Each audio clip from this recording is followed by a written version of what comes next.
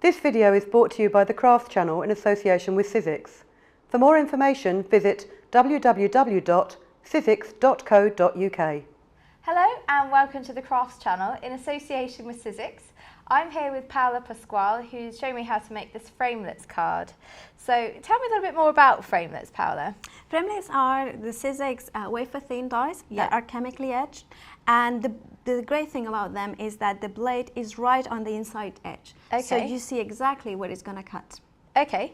There is several collections of Framelits. There are some that are with dies that frame inside each other. Yeah. There are some that come with clear or rubber stamps that coordinate perfectly with those shapes. Okay. And there are some as well that are exclusive to Europe. All right, brilliant. So how would I get started with this card? Okay, so basically I have made my own blank cards and I attach on the side this lovely orange paper. Yeah. And I'm gonna attach now on the front of the cards these other flowery paper. I'm just gonna use a tape runner, but you could use double-sided tape or glue to do that. Yeah. So. You're just using coordinating colours here as well? Yes, I am in the same collection. So now I'm going to place the largest die in the center of the card. Okay. And so it doesn't move, I'm going to use low-tack tape so it won't damage the paper, but it will secure the die in place so it won't move. Okay. And this is just to create the aperture that goes on the front of the card. Indeed it is. And the important thing to remember is open the card when you put it through the machine, otherwise you get to. Exactly.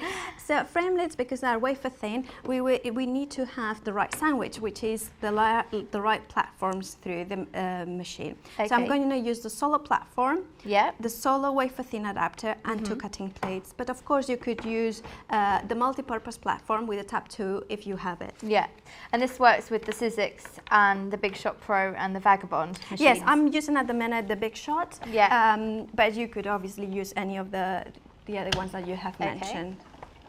And roll it through. And here we have got the die cut card. Yeah.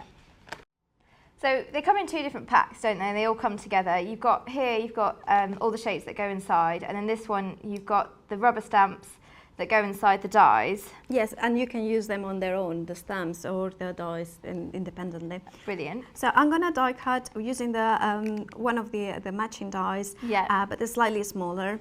So I'm just gonna put it inside it with some low-tack tape and then place it inside. This exactly the same layer of platforms that as before. Just roll it through. And that will give me the inside. Yeah, this is the kind of mounting section. Exactly.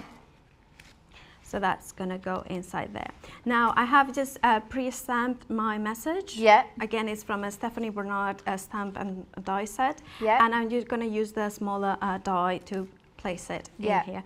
One of the beauty of having the blade right on the edge is I can see exactly where it's going to be centered or not. So I'm just going to place it, secure it with low-tack tape, and again run it through. And it cuts through the tape as well. Exactly. Well, no, the tape is on the top. Okay. But because it's low-tack tape, it won't damage it. Okay. Okay, run it through, and again, as we said before, you can use it on your Vagabond or your Big Shot Pro. Yeah. So this is just the sentiment that goes on the inside. Exactly, and all frames inside each other. I like the way that you've used double-sided foam pads on this one, so it gives a little bit of dimension to it. Would you like to help me to put some of them? Sure. Okay, so you do that one and I do that one. There are other things that you can use with the Framelits. You can use it in a Smashbox. I have got one that I can show you.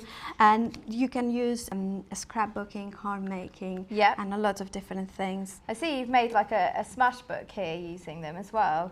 Yes, it's basically using the shapes and the stamps, and it's just so much fun. So okay, so this one goes on top of it. And you've used like a little embellishment here. Yes, a hat pin and a little bit of twine ribbon. And this is the card, finished card. Brilliant. Thank you very much, Paula. That's all we have time for here today at the Crafts channel. For more inspirational ideas, visit sizzix.co.uk/blogs.